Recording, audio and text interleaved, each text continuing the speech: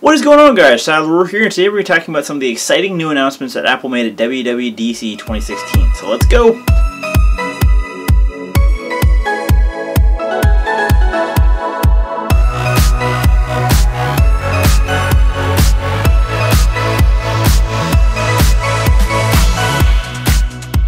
So yeah, Apple just wrapped on the Worldwide Developer Conference of 2016, and they made some pretty big announcements across all 4 software platforms.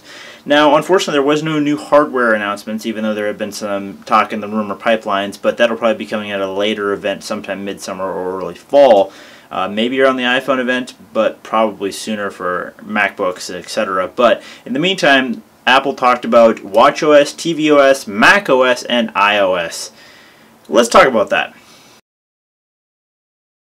So first of all, Apple started off with watchOS, and they made some pretty cool announcements about that. First thing they admitted, watchOS is slow. This is something that I've been talking about for a while, that while watchOS is very cool and I really like my watch, it is kind of slow for anything outside of just the default apps. Like, mostly what I use this for is notifications, looking at time, starting a timer, and that's about it. I don't really use my Apple Watch to its full extent just because it's so slow, it's so clunky. Like, honestly, for most things, it is faster to whip out my phone.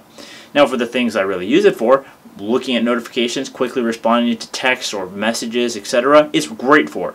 But for things outside of that, it's just slow. Apple's looking to improve that by putting the apps that you use most in a dock, basically, and having them live updated all the time. So whenever you tap on it, it's boom, automatically there and has live content, which I'm really actually happy for. Another thing they did is they added a couple new watch faces, nothing really exciting, unfortunately. Minnie Mouse and one that shows your activity progress as well as live photos now has additional glances you can put on top of it. But you can quickly swipe between them just by full swiping from left to right. So that's kind of cool. Instead of having to force touch and then slide over and then like customize, you can just left swipe back and forth. So that's pretty cool.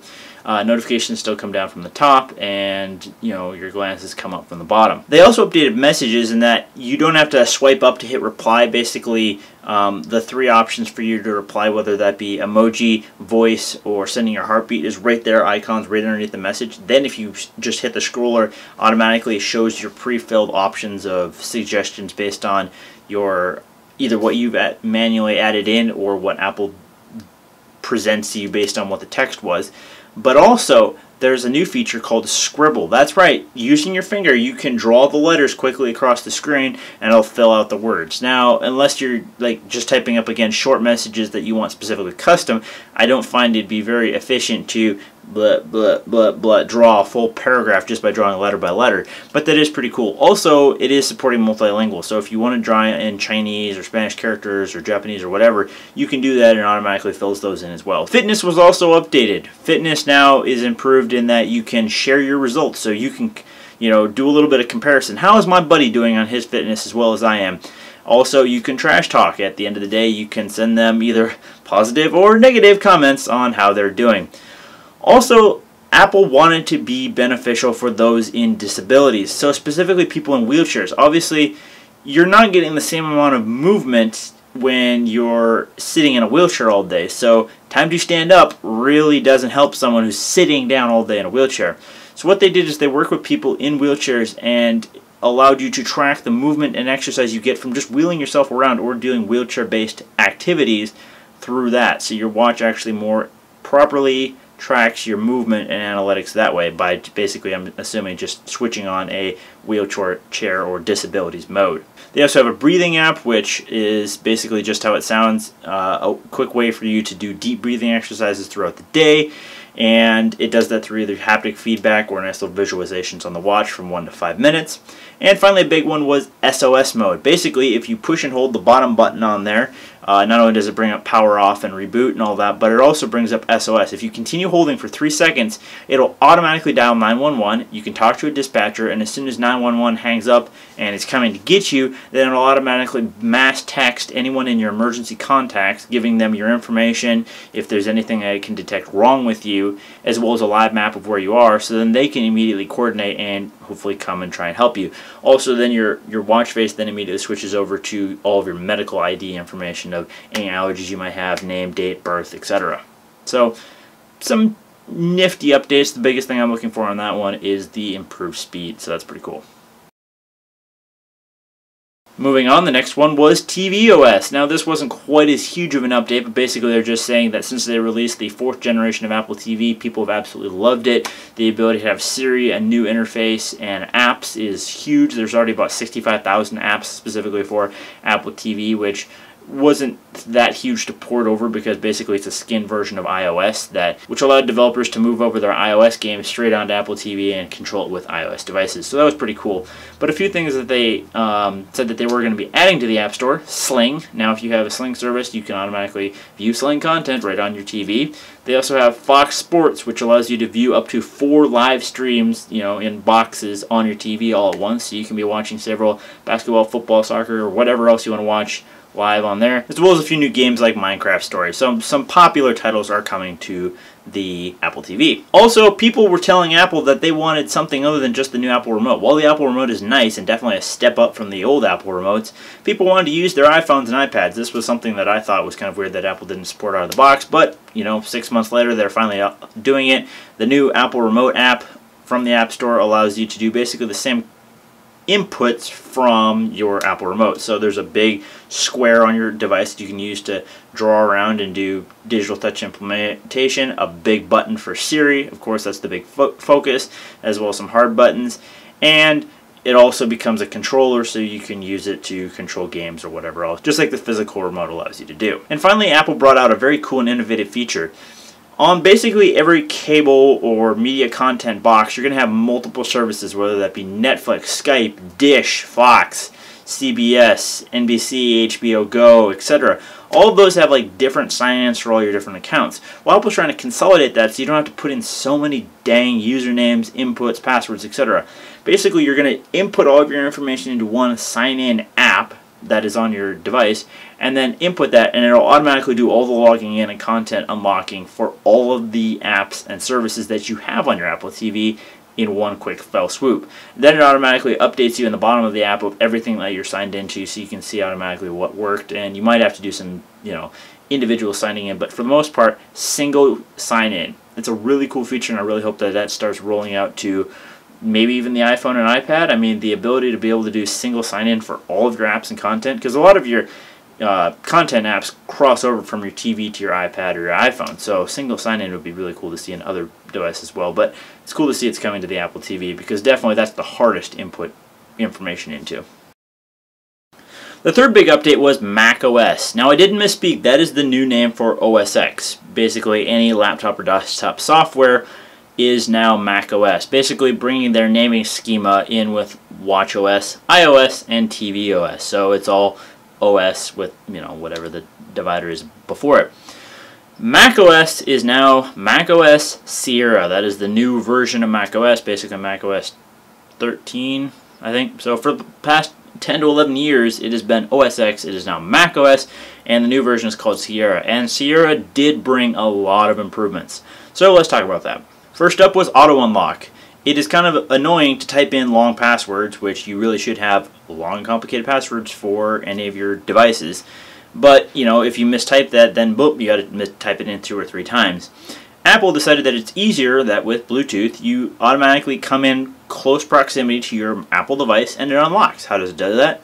Apple Watch or with your iPhone. So if you have an Apple Watch or iPhone and you bring it in close proximity to your Mac, then it automatically unlocks. Now this is something pretty cool. It's already been done in third party. I have an app called Mac ID, which is a cool app that you can find on the App Store, and it works with your iPhone, your iPad, and your Apple Watch. And basically you can either unlock it straight from your device, or you can put in a special combination on your trackpad, and that'll quickly unlock your Mac. So third party already has it. Apple's choosing to do that as well, baked right into the software. I'm really cool to see how their implementation works. Another huge one was Universal Clipboard, and that's basically just what it sounds. Using iCloud, it transfers over the clipboard from your Mac, your iPod, your iPad, your iPhone, and all of that merges. So if you copy some text from your iPad, you're browsing through a website, and you're like, wow, that's really cool, but then you want to put it into a presentation on your Mac, click paste, it's automatically there. Very cool, and I'm really excited to see how well the implementation works and how fast it is. Because depending on how fast the data is sent up from the clipboard on your iPhone to your Mac,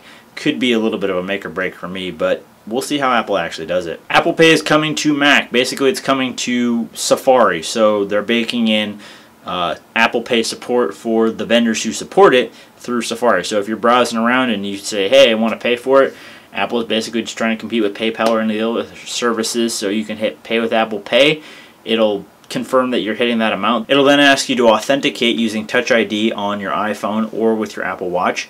And then boom, bang, your payment is automatically submitted and you can go ahead and continue shopping. So that's pretty cool. That is also going to be coming to Safari on iOS. Photos became more powerful. You can do a little bit more editing as well as photo face recognition as well as object recognition. So you can search by people for what all photos that they appear in, whether that's your contacts or you can assign names to photos that it doesn't know, as well as object recognition. So you can search for the beach or mountains or Yosemite or whatever. So using geodata as well as background data where it pulls out things and it recognizes objects, you can search for those things and pull up everything that those photos appear in based on category from your entire iCloud iPhoto library. So that's actually pretty cool.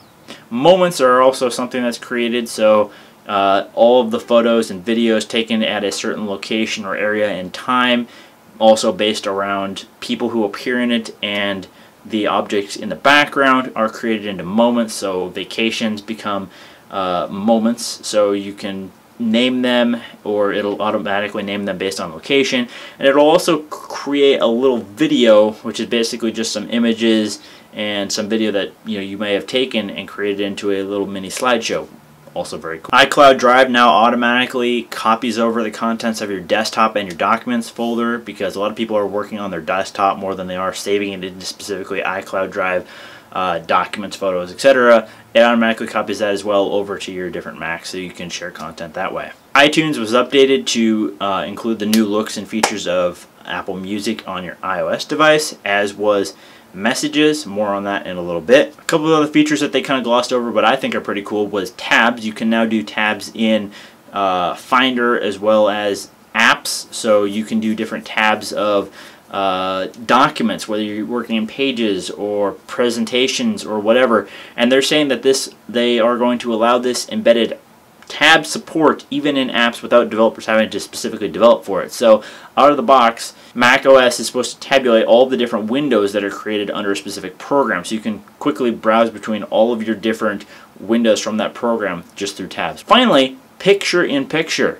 So, have you ever wanted to view a YouTube video or any other video from the website while you're working on something else?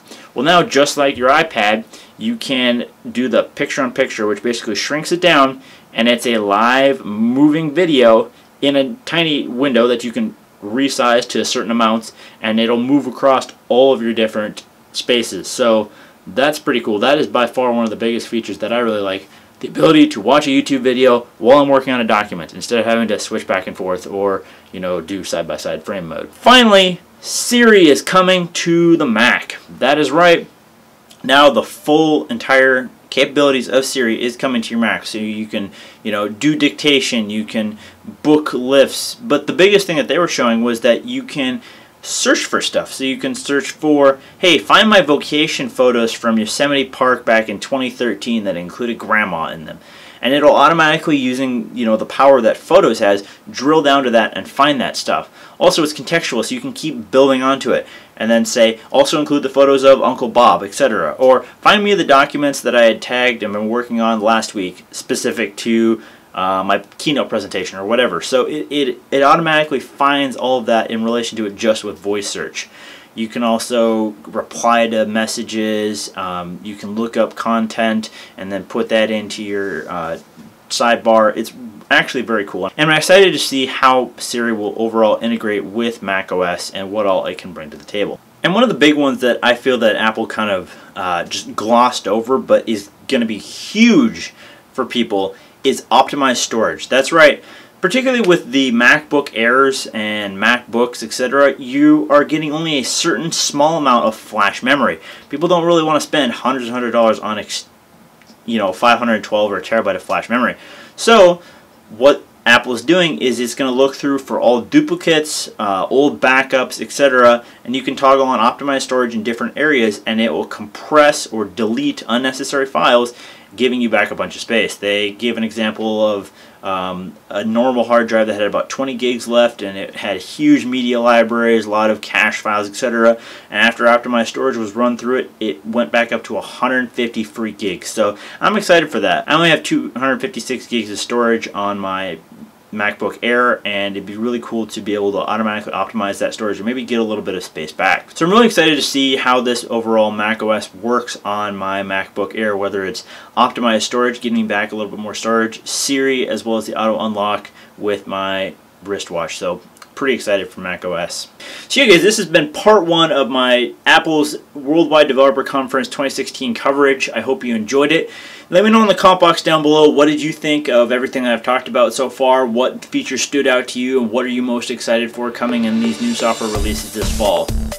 Let me know in the comment box down below. As always guys, thanks for watching. Remember, you can check out the last episode I did right here, what I talked about right here. Hit that like and subscribe button down below so you don't miss any of the coverage that I do on WWDC or anything else. Check me out on social media, and I'll see you guys in the next one. Peace!